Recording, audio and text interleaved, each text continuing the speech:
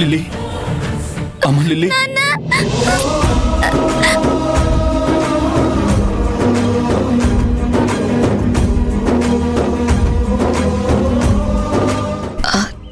Sorry అండి, వాళ్ళు నన్ను టార్గెట్ చేశారని తెలియక పాప మీద అటాక్ చేయడానికి వచ్చారేమో అని పొరపడ్డాను. తనని రక్షించాలన్న ప్రయత్నంలో ఏ సంబంధం లేని తనకి శిక్ష పడేలా చేశాను. నా మూలంగా మీరిద్దరూ చాలా సఫర్ అయ్యారు. నన్ను క్షమించండి. మీరేం కావాలని చేయలేదు కదండి. మంచి మనసుతో సాయం చేయాలనుకున్నారు. పొరపాటు జరిగిపోయింది. దానికి మీరేం ఫీల్ అవ్వద్దు, సారీలు చెప్పొద్దు.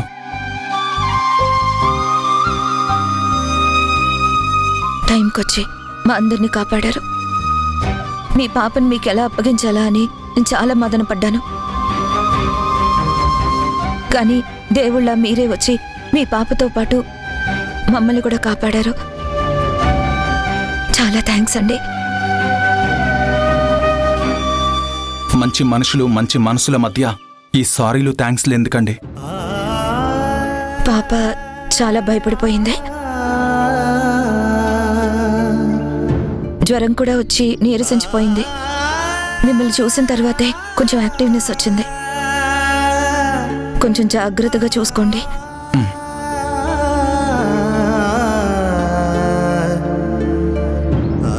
సరేనండి, మరి మేము వెళ్ళొస్తాం. వీళ్ళ మధ్య ఈ ఇంటిమసీ ఏంటి? రామ్మా.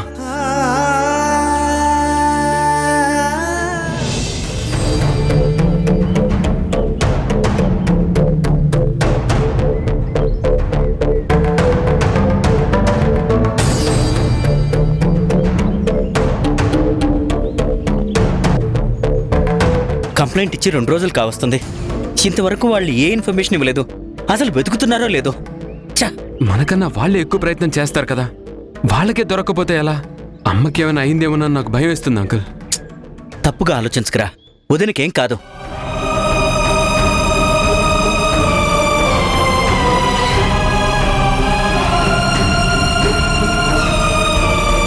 అమ్మా,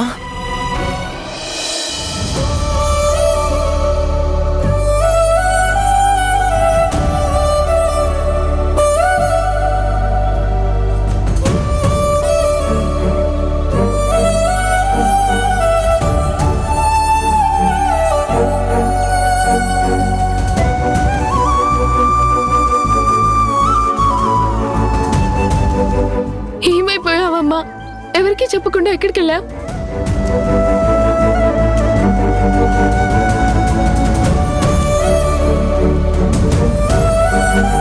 మేమెంత కంగారు పడ్డామో తెలుసా అమ్మా? నీకోసం మేము ఎంత టెన్షన్ పడ్డామో తెలుసా అమ్మా? ఒక్క మాటైనా చెప్పలేదు. మేము ఫోన్ చేస్తే నువ్వు ఆన్సర్ కూడా చేయలేదు. ఏమైపోయావే? ఎక్కడికి వెళ్ళావు?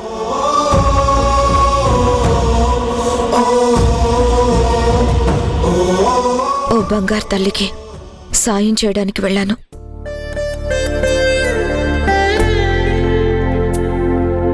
తన ధ్యాసలో పడి మీకు ఫోన్ చేయడానికి కుదరలేదు. సారీ. నువ్వు సాయానికి వెళ్తే తప్పులేదు వదినా. కానీ పిల్లలు ఎంత సఫర్ అయ్యారో తెలుసా? చిన్న ఇంటిమేషన్ ఇచ్చుంటే అంతలా కలవరపడిపోయేవాళ్ళు కాదు కదా. సాయం అనగానే పరిగెడతావు. ఆ ధ్యాసలో పడితే ఇల్లు పిల్లల్ని కూడా మర్చిపోతావా?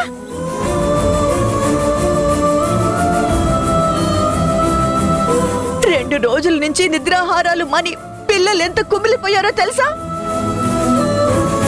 నువ్విప్పుడున్న పరిస్థితుల్లో ఎవరికో సాయం చేయటానికని వెళ్ళి ఎందుకుదినా ఇంకా ట్రబుల్స్ తెచ్చిపెట్టుకుంటావు? నా మనసు సాయం చేయాలని ఆరాటపడింది. అవతల ఇబ్బందులో ఉన్నది ఓ చిన్న పాప. ఆదుకోవడం ధర్మంగా భావించాను. సరే, వచ్చేసాను కదా, ఇప్పుడు దాని గురించి డిస్కషన్ ఎందుకో. మేం పడ్డ ఇబ్బంది నీకు అర్థం కావడం లేదే. ఒక్క మాటలో తీసేసావు కదే. మా గురించి సరే, నీ గురించి కూడా నువ్వు పట్టించుకున్నట్టు లేవమ్మా. చాలా వీక్గా కనిపిస్తున్నావు. అసలు ఏమైనా తిన్నావా అమ్మా? తింటే దాని మొహం అలా ఎందుకు పీక్కుపోతుందిరా? ముందు ఫ్రెష్ అయ్యాపో. పిల్లలు కూడా 2 రోజుల నుంచి ఏమీ తినలేదు. వేడివేడిగా వడ్డిస్తాను.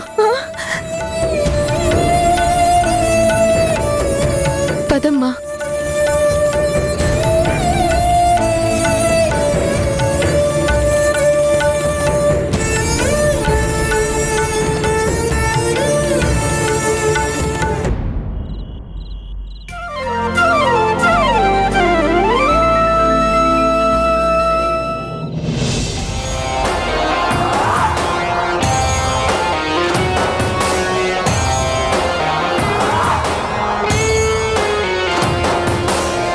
ఎరా మేనల్లుడా, మీ అమ్మ, అమ్మమ్మ, చెల్లి, తమ్ముడు వస్తున్నారని చాలా హ్యాపీగా ఉన్నట్టున్నావు. జోష్ మీద ఉన్నట్టున్నావు. నీ ఫేస్ చాలా బ్రైట్గా వెలిగిపోతుంది. నేను హైదరాబాద్ వచ్చిన తర్వాత నిన్నింత హ్యాపీగా ఫస్ట్ టైం చూస్తున్నానురా. ఆ సంతోషంలోనే ఉన్నావా? ఎస్, అందులో ఇంకా డౌటే ఉంది. నువ్వు చెప్పింది 100% కరెక్ట్ అత్త. ఒరే, నువ్వు వాళ్ళు వస్తున్నారని చాలా సంబరపడుతున్నావేమో, కానీ నేను అనే ఒక దాన్ని ఇంట్లో ఉన్నాన్రా. సమయం చూసి సమరం ప్రకటిస్తా. నీ ఆనందాలన్నీ ఆవిరైపోయేలా చేస్తా.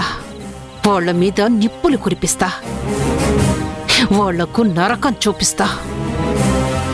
అబ్బా, ఎందుకొచ్చావా భగవంతుడా అని కుమిలి కుమిలి ఏడ్చి మూటాముల్లే సర్దుకొని వెనక్కి వెళ్లేలా చేస్తా. అత్త, జమానా బదలుగా నువ్వింకా ఏదో పాత పద్ధతుల్లో సినిమాలో విలన్ లాగా కారాలు మిరియాలు నూరతా, ఆరళ్ళు పెడతా, సాధిస్తా అంటే చూస్తూ ఊరుకోవడానికి నేనేం పిచ్చేదాను కాదు. నీ తమ్ముళ్ళ అమాయకుణ్ణి అంతకన్నా కాదు. నీ ప్రతి యాక్ట్కి నా దగ్గర రియాక్షన్ ఉంటుంది. నీ కౌంటర్కి ఎన్కౌంటరు ఉంటుంది. నువ్వు పళ్ళు కొరికితే నీకు కట్టుడు పళ్ళు వస్తాయేమో కానీ నీ ఆటలిక సాగబో అత్త. ఈ శక్తిని ఎదిరించేంత శక్తివంతుడు వారా నువ్వు? నేను నీ మేనలున్నత్త. నీకు నాకు మధ్య బ్లడ్ రిలేషన్ ఉంది కదా. నువ్వొకటి చదివితే నేను 10 చదివా. నువ్వు చేసిన తప్పులన్నీ నీ నోటి ద్వారానే పలికించి తీరుతాం. నాన్నకి నువ్వెక్కించిన మత్తు దించేస్తాం. ఒకప్పుడు మా అమ్మని, మొన్న నా చెల్లిని నువ్వు ఎలా అయితే మెడబెట్టి బయటికి గెంటావో అలాగే నాన్న చేత నిన్ను మెడబట్టి బయటికి గెంటించకపోతే నేను సన్ ఆఫ్ జనని గుణశేఖర్ కొడుకునే కాదు.